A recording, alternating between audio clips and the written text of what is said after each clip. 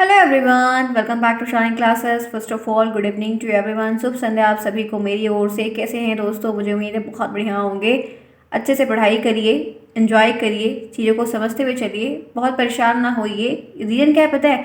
कि सिलेबस बड़ा है, एग्ज़ाम बहुत छोटा है, पॉइंट आउट ही बातें पूछता है। लेकिन हम आपको ये पूरी बातें सेमेस्टर में इसलिए बता रहे हैं क्योंकि अभी आप नए हैं, आप नहीं जानते हैं। तो आप हर पॉइंट से अवगत रहिए। आएगा बहुत लिमिटेड ही, कभी कभी ऐसा होता है कि कुछ चैप्टर को टच ही नहीं करता एग्जाम के क्वेश्चंस में। आप ये बात देखेंगे कि हमने पढ़ा बहुत, मेहनत पढ़ी, अच्छी बात है, आपको बहुत सा एग्जाम में काम आएगा। लेकिन आपके डीएलएड के कोर्स में कुछ चुनिंदा पॉइंट ही पूछे जाएंगे, सारे नहीं आते हैं। तो मैंने भी जो बहुत ज़्यादा आते हैं, बार बार रिपीट हुए, उन पर खूब फोकस करके आपको हर एक बात बताई है और जो अदर्स टॉपिक्स हैं उनको भी शेयर किया है। तो चलिए फ्रेंड्स, आज यहाँ पर मैं आपके साथ बाकी आपकी जो सिविक्स की क्लास चल रही थी उसका ये लास्ट चैप्टर है। दैट मीन कि आपका सोशल साइंस आज ओवर हो जाएगा। और सोशल साइंस से जितनी भी चीज़ें मैंने सारी की सारी आपको एक एक एक करके सब बता दी। आज आपका सामाजिक अध्ययन 50 नंबर का भी ओवर हो जाएगा। ये लास्ट चैप्टर है जो अर्थशास्त्र से संबंधित कुछ मुद्दे हैं जो आते हैं, जो मैं यहाँ पर आपको पढ़ा के आज इसको डिस्कस करके मैं ओवर करूँगी। बाकी सिर्फ अब हमारा सिर्फ सीडीपी बचा है, डेट हमने सब कुछ पढ़ लिया है, हमें फिर प्रैक्टिस करनी है। इस समय आपकी क्लासेस चल रही है, आप टाइम पर आइए, क्लास को देखिए, पढ़िए, समझिए। सारी प्लेलिस्ट बनी हुई है, सब मैंने नया पढ़ाया है, पुरानी क्वेश्चन वीडियोस नहीं दी हुई है। तो आप इनको देख कर पढ़ सकते हैं, आपके लिए हेल्पफुल होगा। फिर कोई प्रॉब्लम होती है तो आप कमेंट बॉक्स में पूछ सकते हैं, आपको रिप्लाई ज़रूर मिलेगा। आप जुड़े हैं शानी के साथ, लाइक शेयर सब्सक्राइब बिल्कुल ना भूलें। दिक्कत होती है तो मुझसे पूछिए, टेलीग्राम को ज्वाइन करिए, वहाँ पे बोल के क्वेश्चंस होते हैं, टीचिंग फाइल्स वगैरह शेयर की गई है, जो भी अपडेटेड होती है वो वहाँ पर दी जाती है। और नोट्स संबंधित कोई जानकारी है, नोट्स लेना चाहते हैं, करना चाहते हैं, तो वहाँ पे राज सर उनसे कॉन्टैक्ट करके आप नोट्स ले सकते हैं। आइए चलते हैं आज के टॉपिक की तरफ। जिन्होंने क्लास को अभी तक नहीं लाइक किया फटाफट लाइक करिए, मंदिर में आना है तो घंटी ज़रूर बजाना है। देखिए, अर्थशास्त्र क्या है? एक नंबर का सिंपल सा साधारण सा प्रश्न आपसे बनता है, आप उत्तर में बताएंगे। अर्थशास्त्र सामाजिक विज्ञान की एक शाखा है, सोशल साइंस की ये एक शाखा है, ब्रांच है, जिसके अंतर्गत वस्तुओं और सेवाओं के उत्पादन में, उसके वितरण में, उसके विनिमय में, उसके उपयोग का अध्ययन होता है कि उत्पादन कैसे हो रहा है, वितरण कहाँ, डिस्ट्रीब्यूशन हो कहाँ हो रहा है, कहाँ जा रहा है, उसमें क्या क्या लग रहा है, कहाँ पर उसका यूज़ होगा, क्या बेस्ट है, क्या हानिकारक है, हमें कितना प्रॉफिट है, उसको कितना प्रॉफिट है, कितना कॉस्ट लगेगी मेकिंग में। तो सारी संबंधित बातें उससे रिलेटेड जो होती है वो इसके अंतर्गत देखी जाती है। कितनी राष्ट्रीय आय हो रही है, क्या बन रहा है, कितना प्रॉफिट हो रहा है, हम किस लेवल तक पहुँच रहे हैं। जितनी भी वस्तुओं से, सेवाओं से, गुड्स के, वस्तुओं को इंग्लिश में गुड्स कहते हैं, गुड्स से, टैक्सेस से संबंधित जितनी भी बातें होती हैं वो हम इसके अंतर्गत पढ़ते हैं। तो यही कह रहा है कि अर्थशास्त्र सामाजिक विज्ञान की एक ऐसी शाखा है जिसके अंतर्गत वस्तुओं और सेवाओं के उत्पादन, वितरण, विनिमय, उपभोग का अध्ययन किया जाता है। अर्थशास्त्र जो है वो संस्कृत शब्द अर्थ यानी कि धन और शास्त्र की संधि से बना है, जिसका अर्थ होता है धन का अध्ययन। ये बहुविकल्पी में बन सकता है, ध्यान रखिएगा कि धन का अध्ययन किसको कहते हैं, तो वो है अर्थशास्त्र, जिसमें हम धन के अध्ययन के बारे में पढ़ते हैं। ये एक ऐसी किताब होती है जो आपको धन के अध्ययन के बारे में बताती है, धन कैसे बनेगा, क्योंकि धन का तो कोई पेड़ होता नहीं, वरना सबके घर में ज़रूर होता। तो धन का पेड़ आप कैसे बना सकते हो वो आपको इसमें सिखाया जाता है, क्योंकि हम मेहनत करते हैं तो हम रुपए बनाते हैं, हम कार्य करते हैं, रुपए में फ्री में नहीं मिलते हैं, हमको उसके लिए कुछ देना पड़ता है।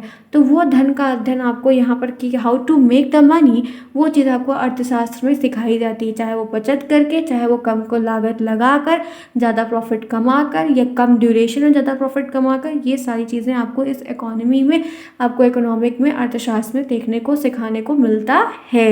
क्लियर? अर्थशास्त्र एक सामाजिक विज्ञान है। कोई पूछता है, परिभाषा आती है, आपको लिखना है, प्रश्न बनता है 1 नंबर 2 नंबर का कि अर्थशास्त्र क्या है।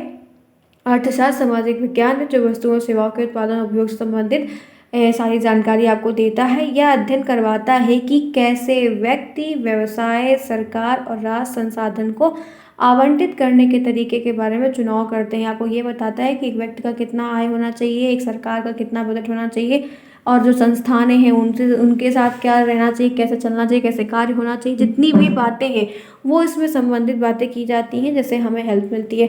क्योंकि ये इसलिए होता है क्योंकि हमारी आवश्यकताएं असीमित है। रीज़न क्या है पता है? हमारी जो विलिंगनेस है, मतलब चाहत, इच्छा या कामना कह सकते हैं, वो बहुत ज़्यादा है। रिसोर्सेज उतना नहीं है, पॉपुलेशन बढ़ रही है, जिसकी वजह से हमारी जो आवश्यकताएं हैं, नीड्स है, वो अनलिमिटेड है, और संसाधन जो है वो सीमित है।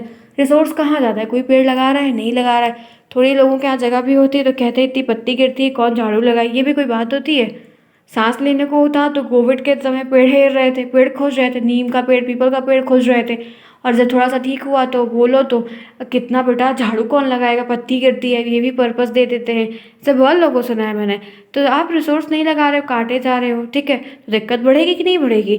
तो सीमित संसाधन को काम में लेने के कई अलग अलग तरीके होते हैं। अच्छा ठीक है, अब जब कोई नहीं कर रहा है तो जो सीमित संसाधन बचे भी हुए हैं आप उनको कैसे यूटिलाइज कर, how the way to utilize those things which are left.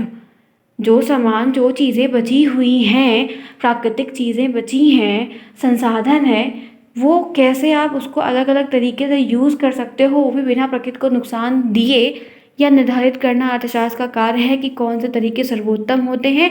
और क्योंकि इनको एक अनुभव होता है, एक्सपीरियंस के द्वारा ये हर चीज़ को क्लियर करके बताते हैं, जिससे हमें ये पता रहता है कि अगर हम ये कार्य कर रहे हैं और इसका परिणाम हमें अच्छा मिलेगा तो वो काम तो सभी करेंगे, क्यों करेंगे कि नहीं करेंगे। तो वही रीज़न यहाँ पर सिंपल सा है।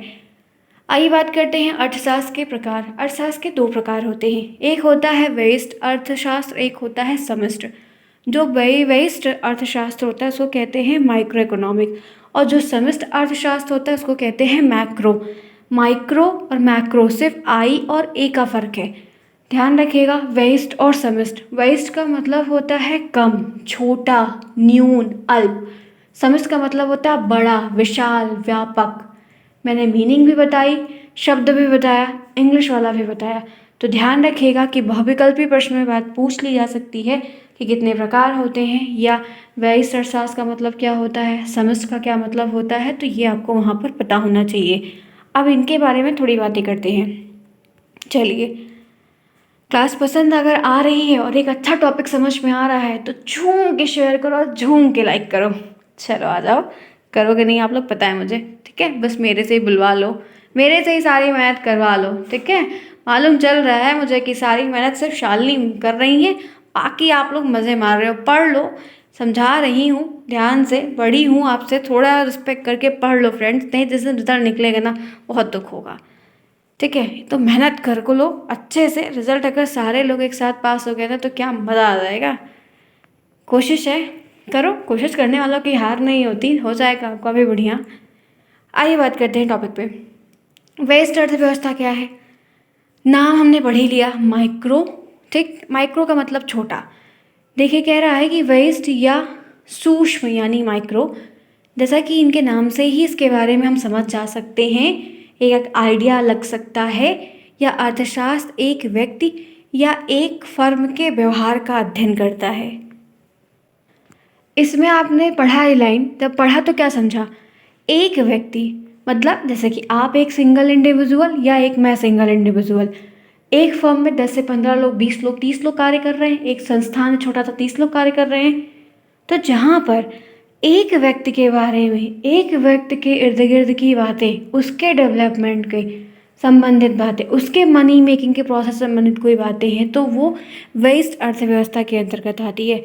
माइक्रो अर्थव्यवस्था यह समझाने की कोशिश करता है कि अलग अलग वस्तुओं का अलग अलग मूल्य कैसे और क्यों होता है, क्योंकि उसमें छोटी छोटी चीज़ें इन्वॉल्व होती है। कोई सामान बन रहा है तो पैकेजिंग का अलग, रैपिंग का अलग, टेक्स्ट लिखा है उसका अलग, कुछ उसमें सामान रखना है अलग, सब कुछ अलग अलग कॉस्ट लग रहा है, सामान भी अलग, कॉस्ट भी अलग। तो कैसे और क्यों होता है, कैसे व्यक्ति वित्तीय निर्णय लेते हैं, कैसे व्यक्ति फाइनेंशियल रिस्क को उठाने की एक डेयर बनाते हैं कि हाँ हमें इसमें लगाना है, कार्य करना है, स्ट्रगल करना है, और कैसे व्यक्ति एक दूसरे के साथ अच्छा व्यापार, समन्वय, सहयोग कर सकते हैं, कार्य को बढ़ा सकते हैं, वो सारी बातें इसमें लगाई जाती है। फ्रेंड्स, कोई भी बिजनेस यूं ही नहीं खड़ा होता। आप इस समय एक शो आ रहा है सोनी लिव पर, शार्क टैंक का शो है वो, आप अगर जब भी है वक्त वक्त मिलता है तो ज़रूर देखिएगा वो शार्क टैंक का शो। अगर समझ में आता है, वैसे बहुत अच्छा है, समझ में आएगा तो आप समझेंगे, आप देखेंगे कि कितनी स्ट्रगल की लाइफ है, कैसे कैसे एक छोटे छोटे बिजनेस को ग्रो किया जा रहा है। तो आप वहाँ से बहुत कुछ सीखोगे। अच्छा सीरियल है, अच्छा शो है, ठीक है, मैंने भी देखा, पूरा नहीं देखा लेकिन बीच बीच में देख लेती हूँ। तो यहाँ पर ये चीज़ है कि ये अर्थशास्त्र आपको व्यापार करना, एक आदमी का पूरा डेवलपमेंट करवाना, कैसे वो अपने कार्य को लेके कार्य कर सके, चीज़ों को बना सके, उससे कुछ वो लाभ कमा सके, फिर धीरे करके ग्रो कर सके। तो ये सारा जो है वो एक व्यस्त व्यवस्था है, माइक्रो इकोनॉमिक है, उसके अंतर्गत आता है और सारी बात उसको वहाँ से सीखने को मिलती है। आगे बढ़िए। समष्टि क्या है? समष्टि का मतलब है बहुत बड़े स्तर पर एक विशाल व्यापक तरीके से, या वेस्ट का एकदम उल्टा होता है। वेस्ट में एक की बात होती है, इसमें मोर देन टू की, मोर देन थ्री की बात होती है। मैक्रो इकोनॉमिक अर्थशास्त्र की एक ऐसी ब्रांच होती है जो कुल पदों के व्यवहार, द बिहेवियर, प्रदर्शन शो करना, ठीक है, एग्जीक्यूशन करना और ध्यान को केंद्रित करती है, एकदम पे ऑफ अटेंशन को देखती है, ध्यान से रखती है। कुल पदों के व्यवहार और प्रदर्शन में पूरी अर्थव्यवस्था प्रभावित करती है कि क्योंकि हमें पता है हम उसमें पूरा दूर तक सोचते हैं कि अगर हम इतना मनी लगा रहे हैं तो साल में कितना रिटर्न आएगा, मेरे घर में कितना आएगा, हम बाहर सैलरी कितनी पे करेंगे, लेबर वाला भी तो बंदा जो है उसको भी तो देना पड़ेगा, तो उतना खर्च वो निकालना, लागत जो लग रही है वो ध्यान रखना, और जो एक कम में वापस माल आ जाते हैं, कभी कभी दुकान पे गया नहीं सेल हुआ तो वो रिटर्न पॉलिसी होती है ना कि सामान के बदले सामान, तो वो सब आएगा तो कितना होगा, खर्चा कितना लगेगा। तो सबको पूरा ओवरऑल साल भर का दिमाग दौड़ा के जो कार्य होता है, और उसमें क्योंकि बहुत सारे घर के परिवार के लोग शामिल होते हैं तो सबकी जीविका का कार्य उसमें संबंधित होता है। तो ये काफ़ी बड़ा और विशाल होता है, काफ़ी अहम मुद्दा भी होता है। जैसे राष्ट्रीय आय, नेशनल इनकम इसका प्रकार है। अब नेशनल इनकम बहुत ज़रूरी है ना, इतना बड़ा यहाँ पर है, इतनी बड़े आप जो इंडिया में इतने सारे लोग हैं, नेशनल इनकम राष्ट्रीय आय बहुत ज़रूरी है ना। क्या है, कितनी ग्रोथ हो रही है, कितना जाना है, कितना है, तो क्या समझोगे, 130 करोड़ लोग रहते हैं इंडिया में, 130 करोड़ लोग रहते हैं, सोच सकते हैं। तो सबकी ये सारी चीज़ें डिपेंड है, तो केंद्र सरकार को बहुत कुछ देखना रहता है। योजना कर, प्लानिंग इसके अंतर्गत आती है। विदाउट प्लानिंग कुछ भी एग्जिस्ट नहीं हो सकता, आप जान रहे हैं।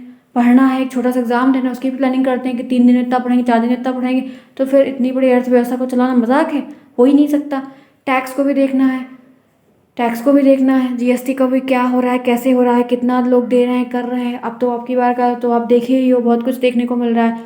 बजट को ध्यान रखना है, बैंकिंग प्रणाली को भी लेकर चलना है कंट्रोल में कि कितना हो रहा है, क्या हो रहा है, सारी बातें। तो ये सब कुछ अर्थव्यवस्था के अंतर्गत आता है, जो कि मैंने आपको छोटा छोटा ही लिया है। बुक में आपको हो सकता है बड़ा मिले, टाइम मिले तो आप पढ़ लो, अदरवाइज उतना पेपर में लिखने को नहीं आएगा क्योंकि टाइम ही नहीं रहेगा, लिखोगे क्या आप वहाँ पर, ठीक है। तो बहुत परेशान नहीं हो, सिंपल सिंपल देख लो बस। आइए आगे बात कर लेते हैं। यहाँ तक समझ में आया कि नहीं आया? उम्मीद है आएगा, नहीं आता है तो 2 बार देख लीजिए, आराम से आ जाएगा।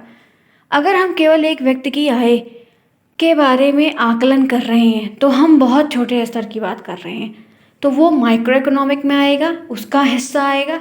और लेकिन जब हम पूरे देश की बात कर रहे हैं, पूरे नेशनल इनकम की बात कर रहे हैं, उसका एक एनालिसिस कर रहे हैं, तो वो बड़े लेवल पे आएगा, जो कि मैक्रो इकोनॉमिक का भाग होगा। क्लियर? आगे बढ़िए। अर्थव्यवस्था के कुछ क्षेत्र है, सेक्टर है, या कह सकते हैं कि कुछ फील्ड भी हैं कि जहाँ पर ये कार्य करते हैं, उनके बारे में बातें बताते हैं आपको। ध्यान रखिएगा कितने हैं, 3 हैं। पहले वो बता देती हूँ। तो एक प्राथमिक क्षेत्र होता है, प्राइमरी सेक्टर होता है, एक द्वितीयक होता है, सेकेंडरी सेक्टर होता है, एक टर्शियरी होता है, द्वितीयक क्षेत्र। 3 क्षेत्र होते हैं। पहले क्षेत्र की अगर हम बात करते हैं तो इस क्षेत्र में कृषि, वन क्षेत्र, मत्स्य यानी कि मछली पालन, खाने आदि प्राकृतिक संसाधन इसमें शामिल होते हैं, और इनसे द्वितीयक क्षेत्र के लिए कच्चा माल मिलता है। ध्यान से सुनो।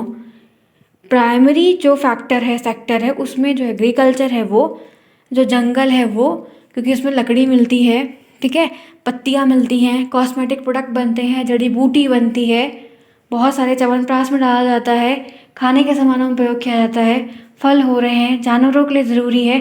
जो बंदर है, पक्षी है, कहाँ जाएंगे बेचारे, हाथी जो टहल रहे हैं कहाँ जाएंगे, हाथी पालना आसान थोड़ी है। एक दिन में 100 किलो खाता, कितना खिलाओगे आप, थक जाओगे, घर भेज दोगे, नहीं खिला पाओगे। हाथी पालना आसान नहीं है। तो इन सब पे कार्य करना और द्वितीयक क्षेत्र के लिए कच्चा माल तैयार करना, वो यहाँ पर मिलता है।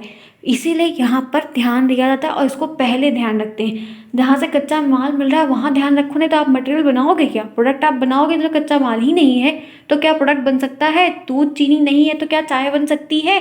काली चाय भी पियोगे अगर मान लो, तो चीनी नहीं रहेगी तो डालोगे क्या, नमक। नहीं ना, तो चीनी तो होनी ज़रूरी है।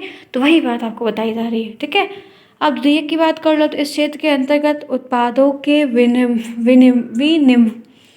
विनिर्माण, ठीक है, सॉरी मैं तेज तेज बता रही हूँ ना, इस वजह से वो चीज़ फंस गई मेरी।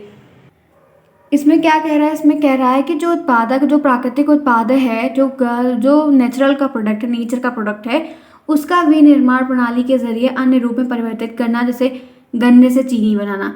गन्ना तो एक प्राकृतिक है ना। अब गन्ने से चीनी बन रहा है, गन्ने से गुड़ बन रहा है, तो ये सेकेंडरी में आ जाएगा। प्राइमरी में गन्ना आएगा, गन्ने से चीनी और जैगरी बनना वो उसमें आ जाएगा। तो बहुत कुछ बनता है, जैसे अंकल चिप्स बनता है, तो आलू है, फिर उसके बाद चिप्स हो गया। क्यों, मज़ा आया ना, मीठा तीखा सब। आओ, तीसरा क्षेत्र क्या है कि इस क्षेत्र के परिवहन मतलब यातायात, शिक्षा, होटल, भंडारण, संचार, बातचीत, सामुदायिक और व्यक्तिगत सेवाएं शामिल होती हैं जो इस क्षेत्र में आती हैं, जो कि काफ़ी बड़ा और व्यापक क्षेत्र है। तो ये 3 क्षेत्र हैं जहाँ पर ये कार्य करते हैं। यहाँ तक सभी को क्लियर है? अगर पसंद आ रहा है और समझ में आ रहा है, पसंद का मतलब समझ आना, ठीक है, तो लाइक करना बिल्कुल भी ना भूलें। एक नया टॉपिक और बताने चल रही हूँ जिसके बारे में अभी हमने कई बार शब्दों में इस्तेमाल किया है। ये राष्ट्रीय आय क्या है? 2 नंबर का 1 नंबर का प्रश्न बनेगा, ध्यान रखिएगा। राष्ट्रीय आय किसी भी अर्थव्यवस्था के आर्थिक विकास के सूचक में से एक महत्वपूर्ण तत्व होता है। आर्थिक विकास का सूचक है, एक इंडिकेटर होता है कि हमारा लेवल कितने तक ग्रोथ कर रहा है, हमने 6 महीने में कितना कमाया, 3 महीने में कितना कमाया, पिछले महीने कितना कमाया, 1 साल में कितना कमाया। वो आर्थिक सूचक कहीं ना कहीं एक हमको एक रुकावट के रूप में भी देखने को, रुकावट का एक हमको इंडिकेटर बताता है कि हाँ क्या हो रहा है, घट रहा है, बढ़ रहा है, जिसके बेस पे हम निर्णय ले पाते हैं। किसी देश में एक वर्ष में उत्पादित अनंत क्या है, अंतिम होगा ये। देखो, किसी देश में एक वर्ष में उत्पादित वस्तुओं और सेवाओं के कुल बाजार मूल्य को जोड़कर, जो सेवाओं का कुल टोटल मूल्य है, जो मार्केट प्राइस है, उसको जोड़कर राष्ट्रीय आय कहते हैं। किसी देश में एक वर्ष के अंतिम वस्तुओं और सेवाओं के कुल बाजार के मूल्य को जोड़कर राष्ट्रीय आय निकालते हैं। जो आय निकलती है राष्ट्रीय आय कहलाती है। या अन्य शब्दों में कह सकते हैं, राष्ट्रीय आय देश के समान निवासियों द्वारा एक वर्ष में प्राप्त साधन, सेवाओं, मजदूरी, ब्याज, लगान, लाभ को जोड़कर निकाला जाता है। कि पूरा टोटल एस्टिमेट साल भर का देखा जाता है कि कितनी मजदूरी लगी, कितना ब्याज गया, कितना लगान लगा, कितना लाभ हुआ, कितना हमको हानि हुई, सब कुछ ओवरऑल जोड़ा जाता है। तब जाके एक नेशनल इनकम का पूरा एक ब्यौरा निकल कर सामने आता है। किसी भी देश में एक वर्ष में उत्पादित अंतिम वस्तुओं और सेवाओं को जोड़कर हम निकालते हैं, उसको राष्ट्रीय आय कहते हैं। अन्य राष्ट्रीय आय से अभिप्राय किसी देश में एक वर्ष में जो से उत्पादित वस्तुएं हैं और सेवाओं के जो कुल बाजार से मूल्य हैं, उनको हम राष्ट्रीय आय कहते हैं। एक छोटी सी परिभाषा है जो आपको लिखने को आएगी, ध्यान रखिएगा। राष्ट्रीय आय की कुछ अवधारणाएं हैं भी, जिसमें आता है सकल राष्ट्रीय उत्पाद, जिसको इंग्लिश में कहते हैं cross national product. Full form ना हिंदी में भूलिएगा ना इंग्लिश में भूलिएगा, बहुविकल्पी प्रश्न आ सकता है, ध्यान रखिएगा। जीएनपी ये क्या है? यह राष्ट्रीय लेख की एक बुनियादी अवधारणा, एक बेसिक पिलर होता है। किसी अर्थव्यवस्था में जो भी अंतिम वस्तुएं हैं, जो भी फाइनल प्रोडक्ट है एवं सेवाएं एक वर्ष की अवधि में उत्पादित की जाती हैं, या एक वर्ष के दौरान जो भी प्रोडक्ट बनाए जाते हैं, उस टाइम ड्यूरेशन के अकॉर्डिंग उन सभी के बाजार मूल्य को जोड़कर सकल राष्ट्रीय उत्पाद निकाला जाता है, और उन्हीं को हम सकल राष्ट्रीय उत्पाद कहते हैं। क्या कह रहा है कि यह एक राष्ट्रीय का बुनियादी लेख का एक कॉन्सेप्ट है। किसी भी अर्थव्यवस्था में, कोई भी अर्थव्यवस्था में अंतिम वस्तु, जो लास्ट फाइनल प्रोडक्ट होता है, सेवाओं के एक वर्ष की जो अवधि होती है, जब हम उनको निकाल के बाजार मूल्य को जोड़ते हैं तो वो सकल राष्ट्रीय उत्पाद कहलाता है। अब इनमें कुछ बातें, ये इतना एक छोटी सी परिभाषा है, ध्यान रखना, फुल फॉर्म नहीं भूलना, लिखने को इसकी परिभाषा आ सकती है, ध्यान रखिएगा। मतलब अवधारणा क्या है और क्या समझते हैं, बन जाएगा प्रश्न। अर्थव्यवस्था की कुछ विशेषताएं। नियोजित अर्थव्यवस्था, अर्थव्यवस्था प्लानिंग के बेसिस पे काफ़ी अच्छी एक आपको विशेषता के तौर पर देख सकते हैं। सार्वजनिक क्षेत्र के क्या विकास करना है जिससे सबका विकास हो, वो भी ध्यान रखा जाता है।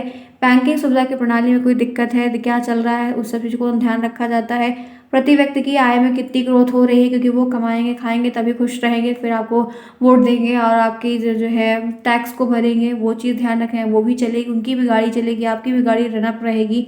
बचत कितनी हो रही है, पूंजी कितनी लग रही है, सामाजिक सेवाओं का विस्तार क्या है, कैसे हो रहा है, सामाजिक परिवर्तन चेंजेस हो रहे हैं या नहीं हो रहे हैं, या सरकार कार्य ही कर रही है, बाजार सिस्टम कैसा चल रहा है, बाजार तंत्र का मतलब है शेयर मार्केट कैसा चल रहा है, गरीबी और बेरोजगारी दूर हो रही नहीं हो रही, क्या उपाय करने चाहिए इससे और हमें लाभ हो, और नई नई प्रौद्योगिकी यानी कि नई नई टेक्नोलॉजी लाएं जिससे कार्य बढ़ सके।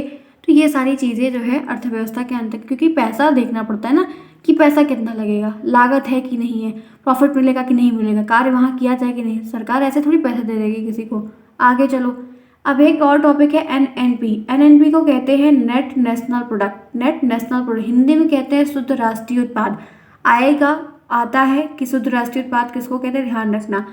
एन से यहाँ पर नेट है, एक एन का मतलब नेशनल है, पी का मतलब प्रोडक्ट है। शुद्ध राष्ट्रीय उत्पाद, किसी देश का शुद्ध राष्ट्रीय उत्पाद, अगर बात करते हैं कि ये क्या है, तो किसी देश का शुद्ध राष्ट्रीय उत्पाद यानी कि नेट नेशनल प्रोडक्ट को ग्रॉस नेशनल प्रोडक्ट से मूल लिहाज यानी कि घटाने पर जो प्राप्त होता है उसको हम नेट नेशनल प्रोडक्ट कहते हैं।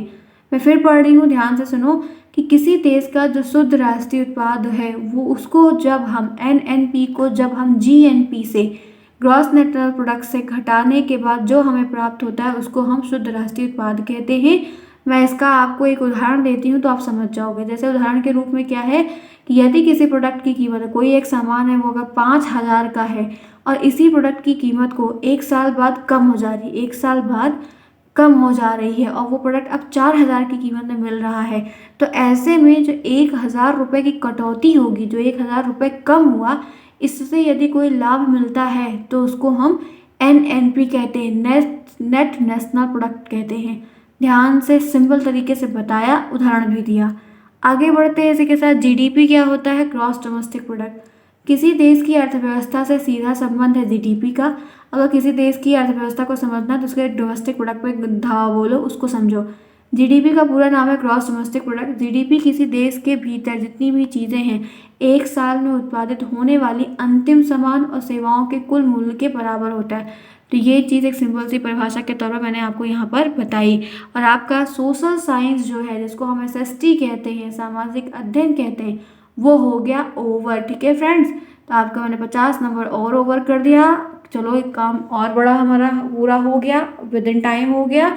अब हमको सीडीपी में 2 चैप्टर है वो देखने हैं। कुछ टॉपिक अगर बचे हैं बीच में इधर उधर है तो वो आपको सीडी पेपर की तरह करवाएंगे, क्योंकि आप सीरीज जब पढ़ रहे हैं तो आपको बहुत सारे टॉपिक्स देखने को मिल रहे हैं कि ज़्यादा हैं। तो फ्रेंड्स, मैंने पहले ही बोल रखा कि पेपर में आउट ऑफ सिलेबस चीज़ें आती है, तो जो ज़्यादा दिख रहा है वो आउट ऑफ सिलेबस आया है। सिलेबस से मिलाओगे तो वो टॉपिक नहीं दिखेगा। ठीक है, तो कोई दिक्कत नहीं है, बहुत वक्त है, आराम से सब कुछ कर लेंगे, पढ़ लेंगे, देख लेंगे। लेकिन आपकी क्वांटिटी अगर कम हुई तो मेरी एनर्जी डाउन हो जाएगी। पहले तो आप चाहते हैं कि मेरी एनर्जी ना डाउन हो, तो डेली आइए, पढ़िए, देखिए, समझिए, कोई प्रॉब्लम होती रहे। बहुत सारे बच्चे हैं जो डेली आते हैं, उनका मैं कमेंट देखती हूँ, वो भी मुझे दिखते हैं।